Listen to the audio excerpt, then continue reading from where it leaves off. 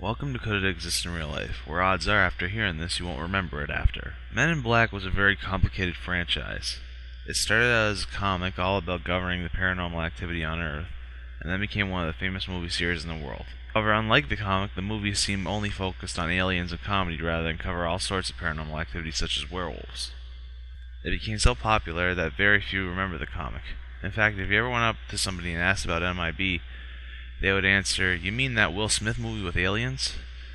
However, despite the movie overshadowing the comic, it still contained various aspects that remain popular, such as the weaponry and gadgets. This includes, but not limited to, the Neuralizer, a gadget used to wipe out the memory of civilians so that they are unaware of both the trauma of said events as well as keep the MIB a secret. Now for the fun part. Could it exist in real life? Now, before I start, I must say in advance, I am not a conspiracy nut. I do believe some conspiracy theories that there's a grain of truth to them. However, not enough to try to seek out organizations or anything like that. This is a defictionalization site, not a conspiracy theory site. However, that does not mean I will delete any conspiracy theory comments. I welcome debates among readers and listeners, because I cannot be right 100% of the time, and odds are there are some things even I don't know. The first thing is the weapons. Series 40 Atomizer, Noisy Cricket, and other weaponry. They can exist if aliens are proven to exist, and I'll tell you why. Many of the weapons detected the MIB use are either stolen or reverse engineered from a species that have technology more advanced, some of which they add to their arsenal, while others have been patented and sold to make money that funds their organization. That in itself is nothing further from the truth, because there have been organizations, none of which as secretive as the MIB, that would get funding from non-government factions, from civil rights movements to religious cults. Next is the vehicles. As seen in the first movie, there's a red button on the gear shift, which when pushed, will turn the car into a jet on wheels. Now this can also exist with or without alien technology.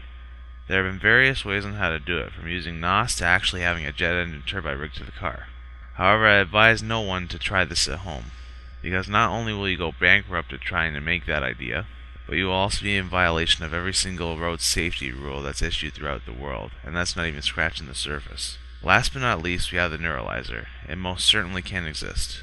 While the Neuralizer itself wipes out the memories through the use of lights and electrical impulses, the concept, however, can be achieved in numerous ways. The most popular is hypnotic suggestion, which has been used in psychology to help patients relive the most tragic of memories. Let's just say they can't reverse the effect and make you forget. Now for the big one. Could the MIB and all things they police exist? Unfortunately, that's debatable.